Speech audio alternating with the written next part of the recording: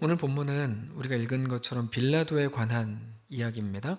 종교인들이 예수님을 잡아서 밤새도록 신문을 했고 이제 예수님을 합법적으로 죽이기 위해서 예수님을 로마의 총독인 빌라도에게 보냅니다. 사형 선고는 로마인이 할 수 있었기 때문입니다. 그렇게 예수님은 빌라도 앞에 서셨죠. 빌라도가 예수님께 네가 유대인의 왕이냐 물었고 예수님께서는 네 말이 맞다 이렇게 이제 대답을 하셨습니다. 그러자 그 말을 들은 주변에 있는 대제사장들과 종교인들이 더 시끄러운 소리들로 예수님을 막 고발했습니다.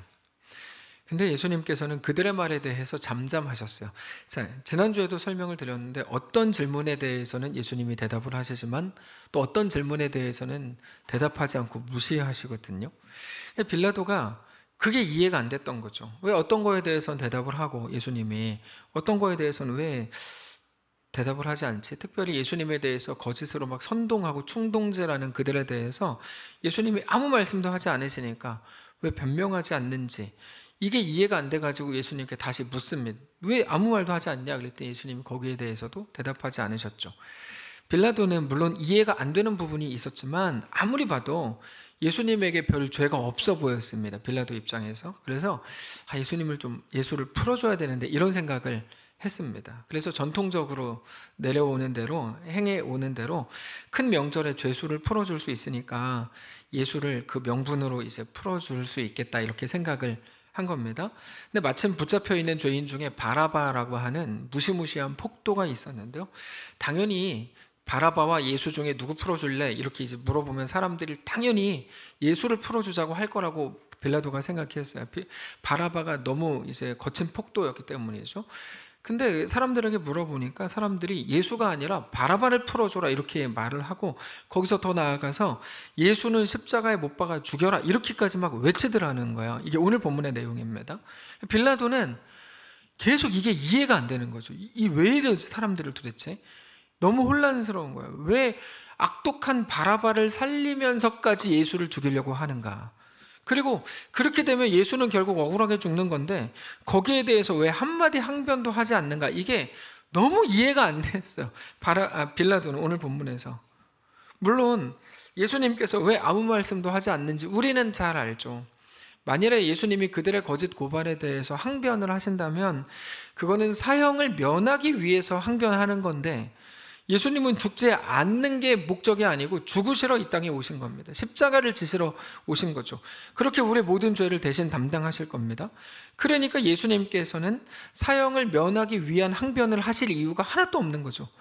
그러니까 왜 사람들이 너를 고발하는데 넌 아무 말도 안 하냐 여기에 대해서 예수님은 할 말이 없는 거예요. 예수님 형량을 줄일 이유도 없고 사형을 면할 이유도 없으니까 십자가를 지실 거니까요. 그러나 빌라도는 그거에 대해 알 길이 없었기 때문에 이해가 안 되는 거죠. 여러분 이 말이 다 이해가 되시죠? 빌라도뿐 아니라 종교인들과 많은 군중들 역시 예수님이 이 땅에 왜 오셨는지 그리고 어떤 길을 걸으실 것인지에 대해 몰랐기 때문에 오늘 본문처럼 막 한 겁니다. 자, 그들이 예수님이 누구신지 몰랐던 이유가 있습니다. 뭐냐면 그건 바로 죄의 본질, 죄의 속성 때문입니다. 자, 이게 이제 중요한데요. 죄의 본질은 뭘까요? 죄의 본질은 단순합니다. 죄는 눈 앞에 있는 일들에 대한 자기의 감정, 자기의 생각에 사로잡히게 하는 게 죄의 본질입니다. 그게 죄의 속성이에요. 그래서 어떤 진리에 대해서 항상 눈을 가려버립니다. 그래서 그 본질, 진리, 하나님의 그것을 향한 하나님의 마음과 하나님의 뜻에 대해서 상당히 어리석고 무지한 자가 되게 만들어버리고 그저 자기의 감정과 자기 생각으로 꽉 차게 만들죠. 그게 죄의 본질이고 죄의 속성이라는 거예요. 여러분 꼭 기억하셔야 돼요. 선악과에 대해서 자주 말씀드렸는데요. 선악과는 사실 굉장히 특별한 것입니다. 하나님께서 에덴 동산을 지으신 후에 에덴 동산의 모든 열매를 먹을 수 있게 하셨는데요. 오직 선악과만 먹지 말게 하셨어요. 거기까지 이해가 돼요. 그러면서 선악과를 동산 중앙에 딱 갖다 놓으셨죠. 여기서 이제 이해가 안 되는 거야. 이상하죠. 선악과를 정말 먹지 말아야 되는 거라면 먼저 만들질 말았어야죠, 하나님이. 근데 만드셨잖아요. 오케이, 만들었다고 칩시다. 그러면 진짜 먹지 말아야 되는 거라면 꽁꽁 숨겨놔야 되지 않습니까? 근데 먹지 말라고 하면서 동산 중앙에 두시니까 이게 이해가 이상한 거거든요. 왜 이렇게 하시? 이게 무슨 의미일까 싶은 겁니다. 선악과가 여러분 동산 중앙에 있었다는 건 무엇을 의미하냐면 아담과 하와가 사실 언제 어디서든지 고개를 살짝 들면 선악과를 볼 수 있었을 거예요. 상징적으로 동산 중앙에 뒀으니까 마음이 얼마나 불편했을까요? 볼 때마다. 예를 들면 우리가 누군가를 막 욕하고 싶어요. 그럼 그 사람이 얼굴만 안 보여도 우리는 마음이 좀 편한데, 욕하고 싶은데 욕하면 안 되는데 자꾸 얼굴에 보여요. 얼마나 불편해요. 예를 들면 저를 욕하고 싶어요. 근데 제가 자꾸 이렇게 주일날마다 등장을 하잖아요. 얼마나 불편하냐고. 그런 거죠. 선악과를 안 보고 싶은데 먹지 말으려고 그랬으니까. 근데 동산 중앙에 놨으니까 자꾸 보이는 거예요. 그러니까 불편하죠. 여러 가지 의문이 들었겠죠. 선악과를 그들이 볼 때마다 무슨 생각했을까요? 너무 분명한데요. 하나님을 생각하죠. 하나님 왜 그러는 거야? 먹지 말라 그랬으면 동산 중앙에 놓지를 말든지 왜 동산 중앙에 놓는 거예요? 불편하겠죠. 자꾸 하나님과 연결이 돼요. 선악과는. 이게 중요한데요. 그들은 선악과를 볼 때마다 당연히 불편했겠지만 그래서 하나님의 말씀, 하나님 먹지 말라 그랬지. 하나님의 명령, 동시에 하나님과의 관계, 하나님은 말씀하시는 분이고 나는 그 말씀을 따르는 사람이지 생각하는 거예요. 그래서 그들에게 선악과는 굉장히 중요한 겁니다. 이해가 되세요? 매우 불편한 것이겠지만 그 불편한 것이 하나님을 더 묵상하게 하면서 하나님을 위해서 하나님의 말씀을 따르기 위해서 먹지 않기로 매일같이 결단해야 되는 어떤 것이죠. 그러니까 선악과는 하나님과의 관계를 생각하게 되고 하나님은 말씀하시는 분이고 자기들은 따라야 되는 존재고 하나님은 다스리는 분이고 자기들은 그 말씀의 다스림을 받는 자들이라는 것을 매일같이 확인하게 하는 무언가인 거죠. 우리와 같은데요. 그 불편함, 우리는 쉽게 고난이라고 말할 수 있는 것들과 같은데 그것은 우리의 묵상을 더 깊게 하고 진리이신 하나님께 더 가까이 나아갈 수 있게 하는 거거든요. 그게 선악과의 본질이고 고난의 본질이에요. 근데 이거를 뱀이 들어오고 죄가 들어오면서 본질을 싹 바꿔버리는 거죠. 짜증나기만 하는 거고요. 싫기만 한 거예요. 원망만 되는 거죠. 이게 뭡니까? 따지게만 만드는 거야. 그게 뱀이 와서 한 일입니다. 뱀이 어느 날 다가왔죠. 뱀이 유혹합니다. 뱀의 유혹이라 그러니까 우리가 막 말 같지도 않은 소리 한 것 같은데 그렇지도 않아요. 뱀의 유혹은 굉장히 간단하고 명료한 거였어요. 한마디로 눈에 보이는 대로 보라는 거였거든요. 야, 너 보이는 대로 봐. 보이는 대로, 느껴지는 대로, 너의 감각대로. 굉장히 직관적으로 말한 거예요. 뱀의 말대로는 묵상할 필요가 없는 거예요. 왜요? 선악과 어떻게 보여? 보이는 대로 봐였거든요. 근데 전에는 그게 보이는 대로가 아니었어요. 그거를 통해 하나님과의 관계를 묵상하고 하나님의 말씀을 생각해내고 이렇게 굉장히 깊은 묵상으로 가야 되는 어떤 것을 다 빼버리고 보이는 대로 봐라고 한 거예요. 느껴지는 대로 가. 뱀이 말한 대로 선악과를 다시 보니까 진짜 다르게 보였잖아요. 여러분 오늘 다 확인한 거잖아요. 다르게 보였어요. 어떻게 보였습니까? 보암직하고 먹음직하고 자기를 잘나게 해줄 것처럼 보였죠. 유명하게 하고 잘난 척할 수 있게 해줄 것처럼 보였어요. 이것만 얻으면 내가 진짜 사람들에게 좀 칭찬받을 것처럼 보이는 거예요. 그렇게 지혜롭게 할 만큼 탐스럽기까지 한 열매로 보였어요. 선악과의 본질이 달라지는 순간이죠. 근데 그게 죄입니다. 죄가 뭐냐면 보이는 대로 보는 거예요. 매우 직관적이고 설득력이 있어요. 근데 그거는 우리를 완전히 망가뜨리는 거야. 망가뜨릴 뿐 아니라 우리를 영원한 죽음으로 몰아가는 거죠. 우리 앞에 있는 모든 고난의 본질이 그래서 선악과 죄의 본질, 죄의 속성을 가지고 우리 고난을 보는 순간 고난의 본질이 달라져요. 그 결과 고난을 통해 어떤 묵상도 할 필요가 없게 됩니다. 그냥 싫은 거야. 쉽게 말해서 누군가는 이렇게 말하죠. 네가 신앙생활 잘못했으니까 그 일을 당한 거야. 굉장히 쉽게 말하잖아요. 그건 죄로 이야기하는 것과 똑같은 거예요. 그저 감각대로 살면 되는 거기 때문입니다. 묵상할 필요가 없게 만들죠. 하나님의 창조 질서라면, 창조 질서대로라면 모든 거를 하나님과의 관계 속에서 해석해야 하거든요. 근데 이제는 모든 거를 자기의 상황과 자기 감정대로 해석하기 시작하고 그것을 다른 사람들에게 설득하기 시작해요. 무서운 일이 일어난 겁니다. 그게 오늘 본문에서 군중들이 예수님을 십자가에 못 박으라고 외친 이유입니다. 빌라도가 이해할 수 없었던 내용이 바로 그겁니다. 그들은 당장의 자기들의 이익이나 혹은 자기들의 기호를 따라서 자기들의 편함과 불편함을 기준으로 듣기 좋은 소리, 듣기 싫은 소리 이 정도를 가지고 눈에 보이는 대로 모든 것을 판단했을 뿐 아니라 빌라도 역시 이해가 안 되는 가운데에서도 그들과 똑같은 자리로 걸어 들어가요. 눈에 보이는 결정을 하게 되는 거죠. 15절을 보시면 이렇게 돼 있어요. 빌라도가 하루 종일 이해가 안 되고 막 머리가 복잡했던 빌라도가 15절에 어떻게 합니까? 무리에게 만족을 주고자 하여 바라바는 놓아두고 예수는 채찍질하고 십자가에 못 박히게 넘겨줬다고 돼 있죠. 빌라도가 걸어 들어간 자리예요. 여전히 죄의 본질 속으로 들어가는 거죠. 실제로 보이는 대로 결정한다고 하는 것은 모든 종교가 따르는 지난주에 말씀드렸던 보상의 원리입니다. 잘한 자에게 상 주고 못한 자에게 벌 주는 거죠. 그래서 모든 종교, 기독교를 제외한 모든 종교는 도덕과 윤리와 특별히 진정성을 종교성으로 가진다고 말씀드렸습니다. 하여튼 그거를 가장 강조하는 것은 기독교가 아니라고 보시면 돼요. 거기 무슨 팻말을 달았든지 뭐 진정성, 그다음에 뭐 간절함, 그다음에 뭐 도덕, 윤리 이런 게 가장 중요한 것 기체로 내걸었다. 그거는 기독교가 아니라고 보시는 게 맞아요. 무엇이 옳은지 틀린지 잘 모를 땐 그들은 일단 간절하게 하고 봅니다. 간절함, 진정성이 옳고 그름보다 더 강력한 게 됐죠. 그래서 새벽마다 정화손을 떠놓고 자기 신에게 비는 거죠. 거기에는 옳고 그름은 없고 단지 간절함만 있어요. 한국의 샤머니즘이죠.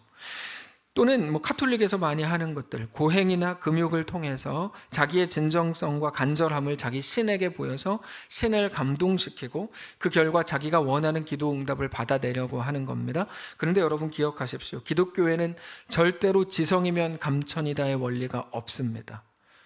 그거는 우상 종교에서 하는 일입니다. 지성이면 감천이다의 원리는 기독교에는 절대로 없습니다. 기독교의 하나님이 기독교의 신자들에게 기도 응답을 해주시는 유일한 이유는 뭡니까? 그분이 우리의 아버지이시기 때문이지 우리가 지성적으로 간절하게 기도했기 때문이 아닙니다. 예수를 믿지 않는 사람들이 아무리 간절히 기도한다 그래서 하나님이 들으시지 않습니다. 기독교의 하나님은 눈에 보이는 것들을 따라서 사람을 판단하시지 않습니다.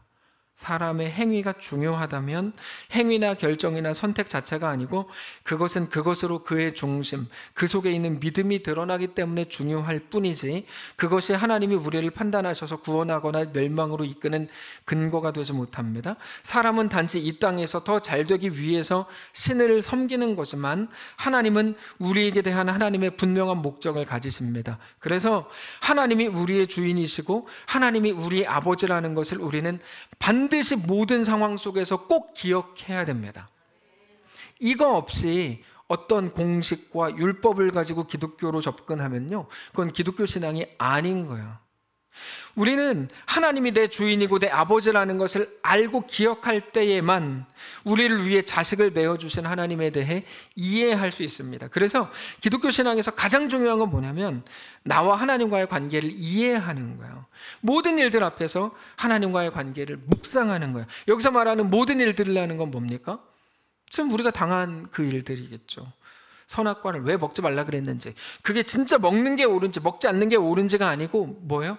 말씀하시는 분은 하나님이시고 그 말씀을 듣는 자는 나인 거죠. 하나님은 주인이고 아버지요, 나는 자녀요, 그분의 백성인 거야.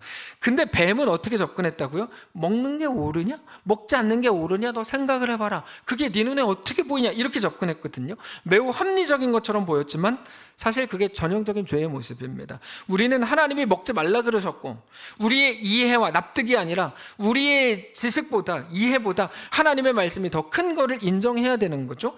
단순히 하라고 하신 거를 하거나 하지 않는 게 기독교 신앙이 아니고, 기독교 신앙은 하나님이 누구신지를 아는 거예요. 그 아들까지 내어주신 하나님을 알고 믿는 거죠. 그래서 예수를 잘못 믿을 때 사람들이 하는 대표적인 말이 있습니다. 이 말 많이 들어보셨을 거예요.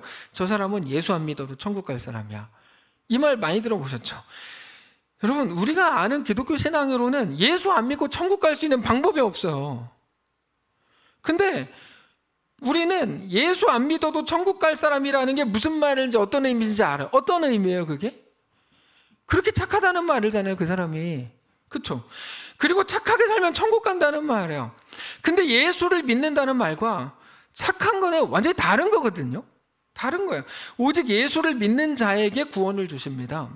예수를 믿는다는 말은 우리가 죄 가운데 있을 때라도 우리를 구원하기 위해 그 아들을 주신 하나님을 믿는다는 말이거든요. 그래서 예수를 믿어야 구원받는다는 말이야말로 다른 우상 이방 종교들과의 가장 큰 구분이 되는 거예요.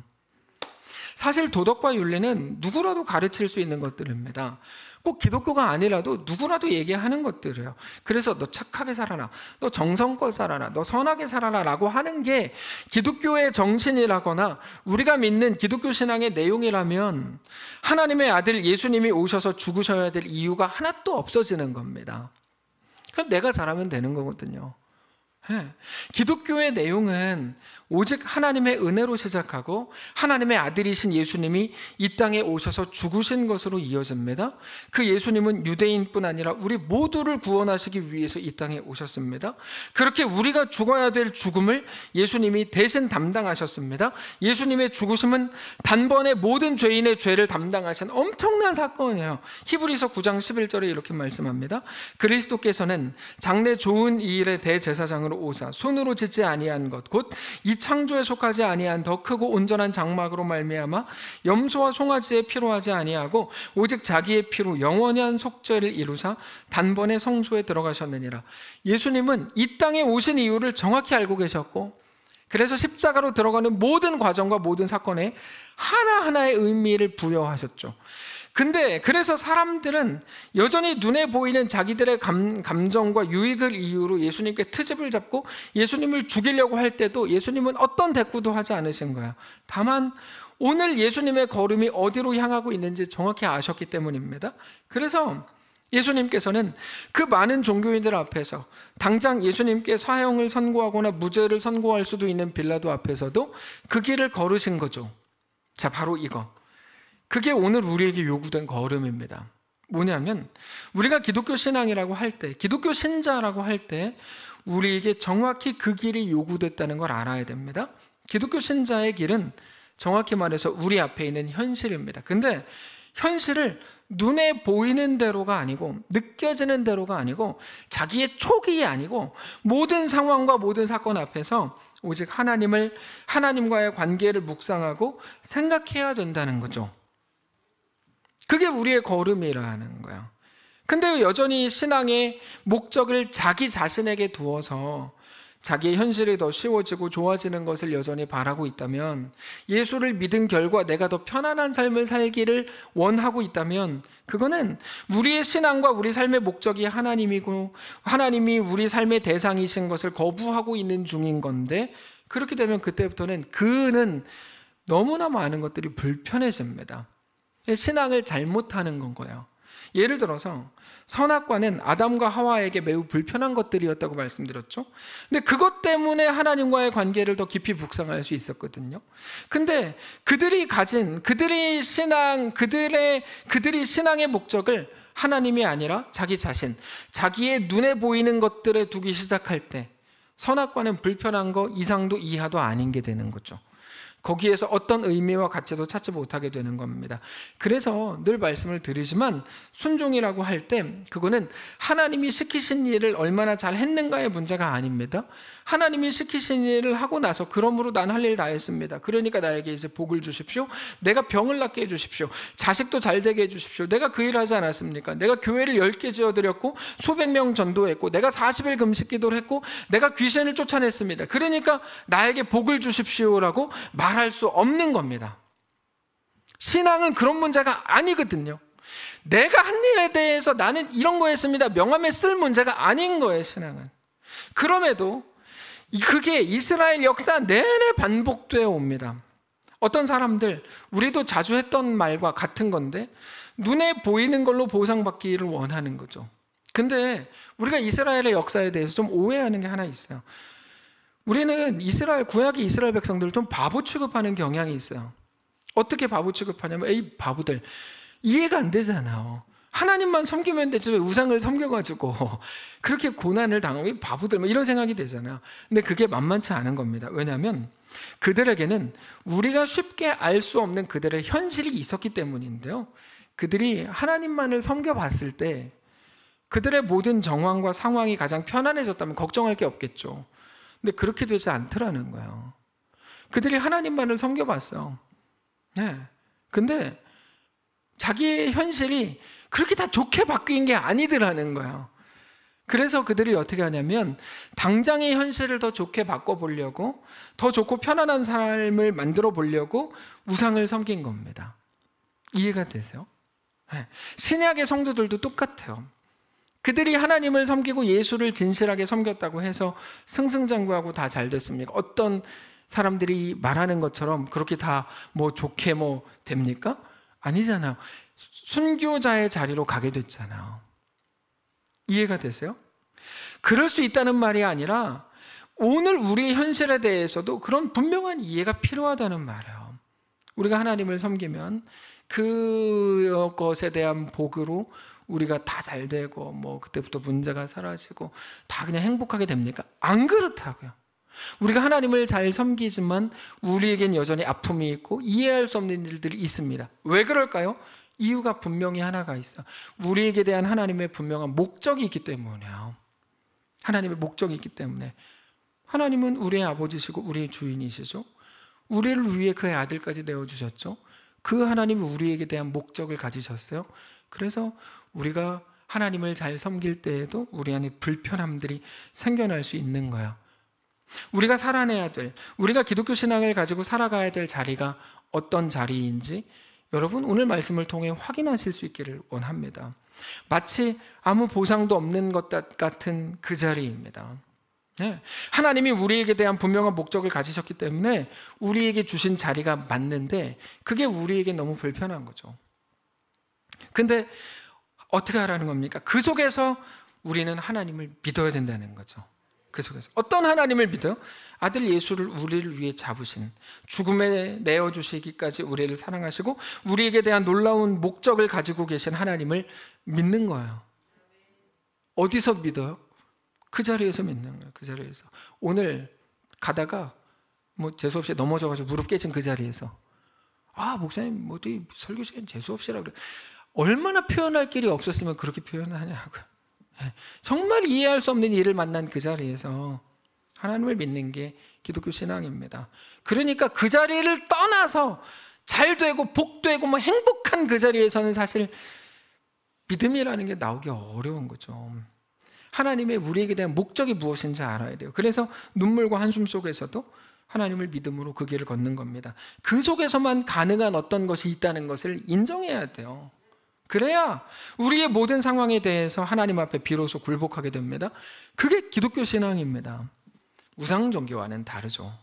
그거에 대해서 하나님께서 호세아 선지자를 통해서 나는 제사를 원하지 않고 하나님을 아는 것을 원한다라고 말씀하시고, 사울 왕에게도 사무엘을 통해서 번제와 다른 어떤 제사보다도 여호와의 말씀을 청종하는 걸 원하신다고 하나님 말씀하신 거예요. 그 말은 오직 하나님이 우리 삶의 목적이고 하나님이 우리 신앙의 대상이라는 말입니다. 여러분, 종교개혁 기간에 오늘 이 나누는 말씀이 너무 중요한데요, 우리 신앙의 목적이 우리가 아니라는 것을 꼭 확인하실 수 있기를 원합니다. 그거는 우상 숭배와 똑같은 거예요. 나에게 목적을 두고 하나님을 섬기는 건요, 우상 숭배하는 자들이 하는 일이에요. 하나님을 섬기는 건 그렇게 하는 게 아닙니다. 결국 우리 신앙의 모든 목적은 하나님을 향해야 됩니다. 복받기 위해 주님을 섬기는 게 아닙니다. 네. 하나님이 우리 신앙의 목적이고 하나님이 우리 신앙의 대상이십니다. 신앙은 오직 하나님을 향해서, 더 정확하게 하나님을 위해서 하는 겁니다. 정확히 예배가 그렇습니다. 예배의 유일한 대상은 하나님입니다. 근데 언젠가부터 한국교회 안에도 예배에 대해서 아주 왜곡되는 표현들이 너무 많아졌어요. 여러분, 예배는 우리 만족이나 우리 기쁨이나 우리 평안이나 우리 위로를 얻으려고 하는 게 아니에요. 근데 너무 습관적으로 그렇게 막 사람들이 얘기하기 시작했어요. 은혜 받으러 왔어요. 무슨 은혜를 받으러 와요? 하나님께 경배하려고 온 거예요. 여러분, 은혜 받으러 오는 게 아니에요.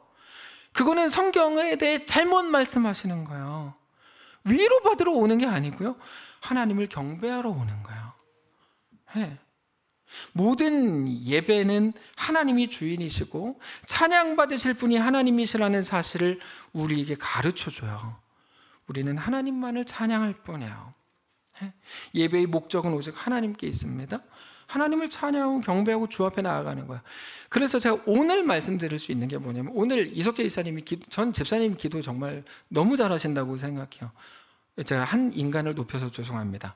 자, 그러면 그 이름은 기억하지 마시고, 자, 집사님, 또 얘기할 뻔했네. 자, 대표 기도는 아주 중요한데요. 대표 기도는 사람 들으라고 하는 기도가 아니에요. 오늘 제가 이렇게 말씀드리는 이유는 집사님은 하나님께 기도하셨기 때문이에요. 근데 우리도 모르는 사이에 대표 기도를 자꾸 사람 들으라고 하는 경향이 할 때가 있어요. 내가 기도 이렇게까지 해. 혹은 내가 기도를 통해 사람들한테 뭔가를 가르쳐주고 싶은 거죠. 그거는 하나님이 안 받으시는 기도예요. 대표 기도 시간에 왜 하나님이 안 받으실 기도를 해요? 그러면 안 됩니다. 하나님이 받으실 기도, 하나님께만 기도하는 거예요. 사람들을 기도를 통해 가르치시려고 하지 마세요. 하나님, 누가 누구를 사랑하지 않습니다. 누가 누구를 사랑하게 해주십시오. 꼭 그 사람한테 직접 가서 얘기하세요. 왜 하나님께 기도하냐고. 대표 기도는 하나님께만 하는 거예요. 공동체로. 네. 자, 그래서 누가복음 17장에 보면 무익한 종 이야기가 나옵니다. 이렇게 말하죠. 너희 중 누구에게 밭을 갈거나 양을 치거나 하는 종이 있어서 밭에서 돌아오면 그대로 곧 와 앉아서 먹으라 말할 자가 있는. 우리 교회는 대표기도 잘합니다. 자, 8절.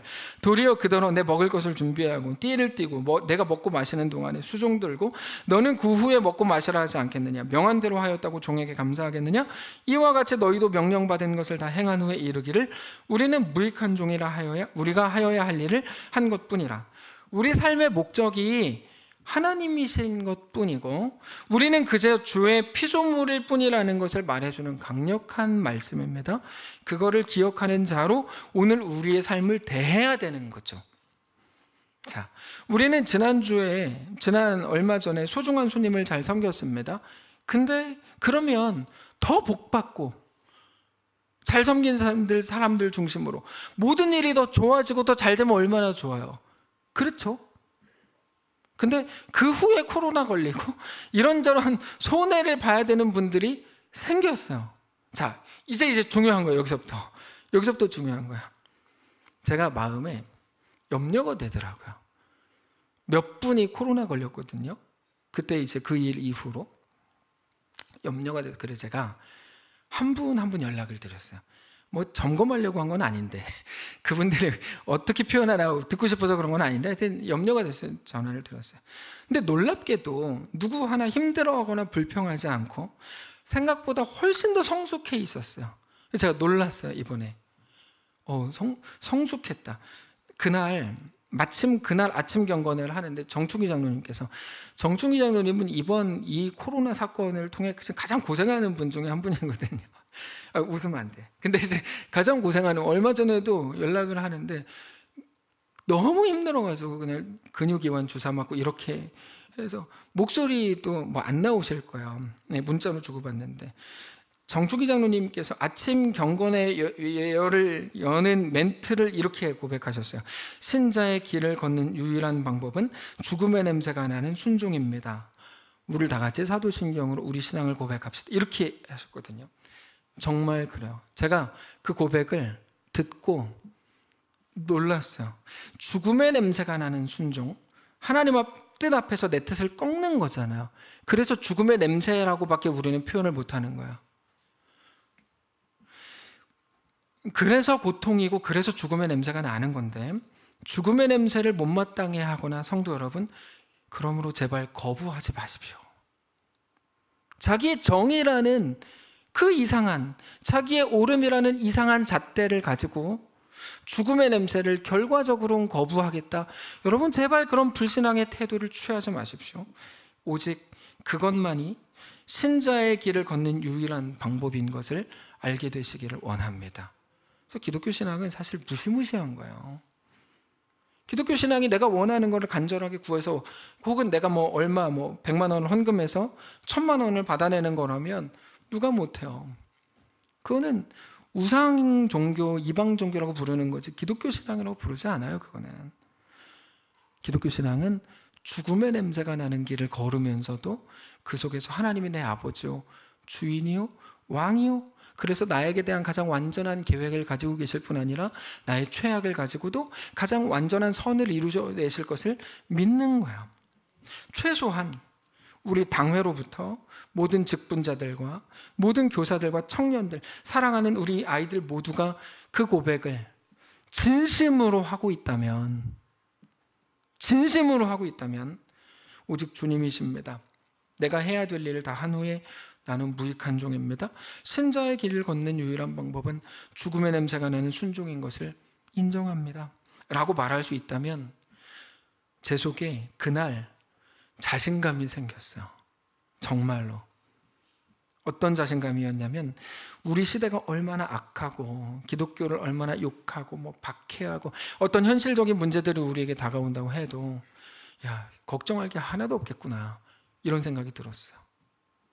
죽음의 냄새가 나는 신자의 길을 걷는 유일한 방법은 죽음의 냄새가 나는 순종입니다 라고 본인이 진정으로 기독교 신앙을 하고 있다면, 그건 기독교 신앙 하고 있는 거거든요. 그분이, 우리가 기독교 신앙을 하신다면 여러분 걱정할 게 하나도 없어. 히브리서에서 말한 것처럼 세상이 감당하지 못하는 자리에 가신 거거든요. 걱정할 게 없어요. 우리는 그 어떤 불안함과 불편함과 모든 아픔과 어떤 현실, 모든 불편함으로만 느껴질 수도 있는 선악과를 통해서도 오히려 하나님과의 관계가 더 깊어지고 하나님을 더 사랑하게 되고 그렇게 더 분명한 신자로 서게 될 것이기 때문입니다. 놀라운 복이죠. 놀라운 복이죠. 말씀을 정리하려고 하는데요, 당장의 힘겨움 속에서도, 그것도 잘 섬긴 후에 겪는 어려움에 대해서도 못마땅해 하지 않고 기독교 신자의 길이 어떤 길인지 정확하게 알고 나서 그 길을, 그 속을 넉넉하게 걷는 거에 대해서 너무 감사했어요. 진심으로 멋있었습니다. 정확하게 성도 여러분, 그렇게 각자의 길을 걸으시는 겁니다. 사랑하는 성도 여러분, 오늘의 말씀이 우리의 길에 대해서, 기독교 신앙에 대해서 더 온전하게 이해할 수 있게 하는 말씀이기를 원합니다. 하나님은 우리의 삶에 대해 보상의 원리가 아니고 모든 일들을 통해서 하나님과의 관계, 더 깊은 관계를 오늘 더 요구하고 계신다는 것을 기억하셔야 됩니다. 성경은 더 열심히 살아, 너 더 잘해야 된다, 더 최선을 다해라, 더 노력해라 이렇게 말하지 않습니다. 더 도덕적으로 더 착하게 살아 이렇게 말하지 않고요, 우리에게 요구하신, 우리에게 살아보라고 하신 삶의 모든 현실 속에서도 하나님을 믿고 그 앞에 엎드려도 된다고 이야기합니다. 왜요? 하나님은 우리를 위해 그 아들까지 죽음으로 내어주신 분이거든요. 이 좋은 계절에 우리 앞에 있는 모든 일들을 통해서, 우리가 만난 어떤 험한 일이라고 하더라도 그 일을 통해서 하나님을 더 사랑하게 되고 선악과를 볼 때마다 주님과의 관계를 더 깊이 나아갈 수 있었던 것처럼 하나님께 더 가까이 나아가게 되고 하나님과의 관계를 묵상하고, 그렇게 우리 신앙과 삶의 목적이 하나님을 향하고 있다는 사실을 알고 고백하면서 하나님이 부르신 부름의 상을 향해 나아가는 신자들 되시기를 축복합니다. 찬양합시다.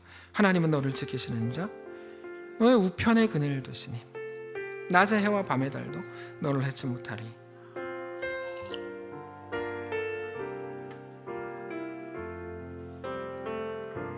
하나님은 너를 지키시는 자, 너의 우편에 그늘 되시니 낮의 해와 밤의 달도, 바로 그 믿음이죠. 너를 해치 못하리.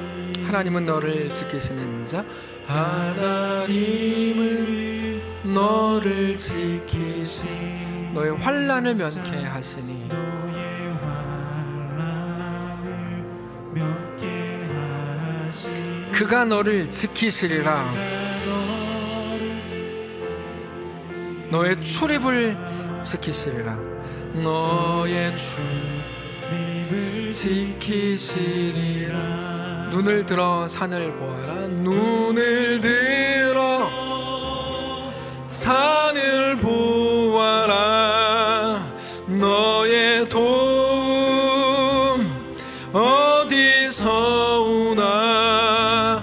천지 지으신 너를 만드신 여호와께로 눈을 들어 산을 보아라. 눈을 들어 산을 보아라.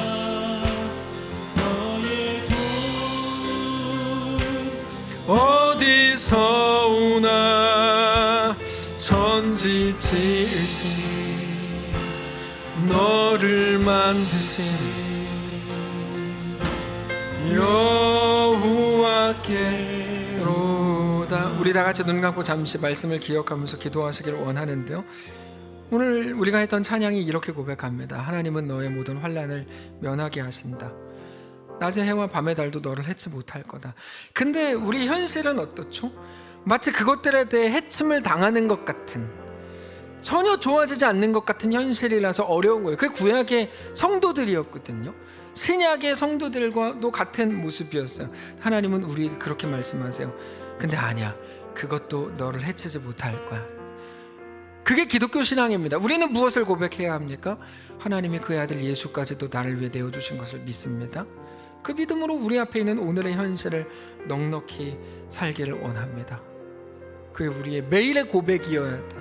종이 묵상하면서 각자의 모든 현실을 두고 눈물과 한숨 속에 하나님께 한번 함께 기도하겠습니다. 종이 묵상하며 기도합시다. 주님, 우리 삶을 지키시고 인도하시옵소서. 주께서 계시옵소서.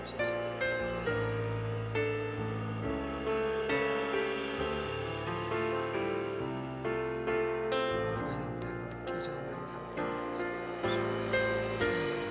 살게 하옵소서. 하나님, 보이는 대로 느껴지는 대로 살았습니다. 뱀이 와서 유혹한 그대로 우리도 모르게 우리 앞에 있는 모든 선악과를 보았나 봅니다.